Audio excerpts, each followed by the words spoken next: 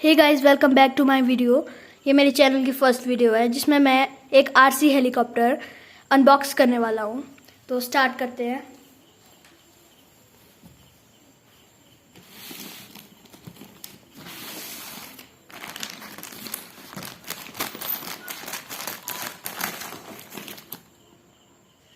जो कि गाइस कुछ इस तरह का है।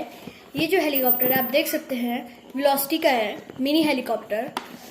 और ये इजी से कंट्रोल हो जाता है। लेटेस्ट सुपर एलवाई स्ट्रक्चर सीरीज है इसके अंदर। इसकी एज आप देख सकते हैं 14+ है और काफ़ी अच्छी चीज़ है। तो याद रखिए गाइस, आप 14+ ही इसको खरीदिएगा और ये छोटे बच्चों के लिए नहीं है। देख सकते हैं इसके अंदर कुछ इसका चार्जर है और स्क्रू ड्राइवर और रिमोट कंट्रोल। तो इसको खोलते हैं जल्दी ही। तो गाइस ये कुछ इस तरह का हेलीकॉप्टर है। मैं भी इसको निकालता हूँ बाहर।